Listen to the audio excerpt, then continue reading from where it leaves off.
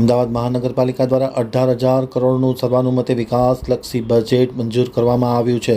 Commissioner Banchhanidhi પાની અને mayor દ્વારા આ બજેટને અનુમોદન આપવામાં આવ્યું છે. હવે જોઈએ અમદાવાદ આમતક ન્યૂઝ બ્યુરોનો એક વિસ્તૃત. અમદાવાદ મહાનગરપાલિકા દ્વારા આ વર્ષે 18,000 કરોડનું પુરાંતલક્ષી બજેટ સર્વાનુમતે મંજૂર કરવામાં આવ્યું હતું. બજેટમાં ખાસ કરીને વિકાસના કામોને ખૂબ મહત્ત્વની માન્યતા આપવામાં આવી છે. સાથોસાથ કોમનવેલ્થ ગેમ યોજાનાર છે તેને પણ બજેટમાં સમાવેશ કરીને કેટલાક વધારા કરવામાં આવનાર છે.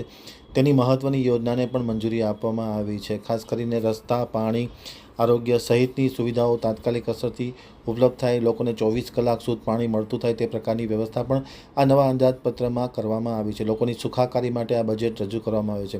કમિશનર બંછાનિધિ પાની, મેયર, ચેરમેન સહિતના લોકોએ આ સર્વાનુમતે બજેટ રજૂ કર્યું હતું, જેને સર્વાનુમતે અનુમોદન આપવામાં આવ્યું છે અને 18,000 કરોડ રૂપિયાનું આ બજેટ સર્વાનુમતે મંજૂર કરવામાં આવ્યું છે. જ્યારે વિપક્ષી નેતા શહેજાદ ખાન પઠાણે આ બજેટને રૂટીન ગણવામાં આવ્યું હતું. 24 કલાક શુદ્ધ પાણી આપવાની સરકાર વાત કરે છે, પરંતુ 1 કલાક પણ શુદ્ધ પાણી મળી શકતું નથી. આમ આદમીને પણ બજેટમાં ભૂલાયા હોવાની વાત કરવામાં આવી રહી છે.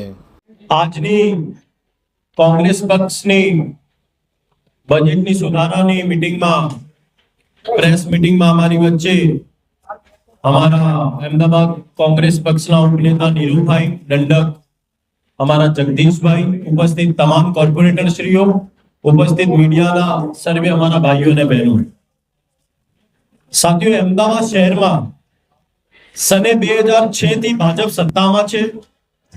તેઓ છેલ્લા 20 વર્ષમાં 1,30,836 કરોડનું બજેટ મંજૂર કરેલ છે. તેમાં આગામી સને 26-27 વર્ષનો કુલ 18,518 કરોડનો બજેટ મંજૂર કરેલ છે. 20 વર્ષના શાસનમાં મંજૂર કરાયેલ બજેટમાં 1,30,836 કરોડની રકમ મામૂલી રકમ નથી. આ રકમનો ખરેખર ઉપયોગ થયો હોત તો અમદાવાદ શહેરની જનતાને પ્રાથમિક સુવિધા બાબતે કોઈ ફરિયાદ કે સમસ્યા ન થઈ હોત. પરંતુ ગેરવહીવટ અને ગેરનીતિઓના કારણે પ્રાથમિક સુવિધાની સમસ્યા યથાવત જ નહીં પણ દિન પ્રતિદિન વધવા પામેલ છે.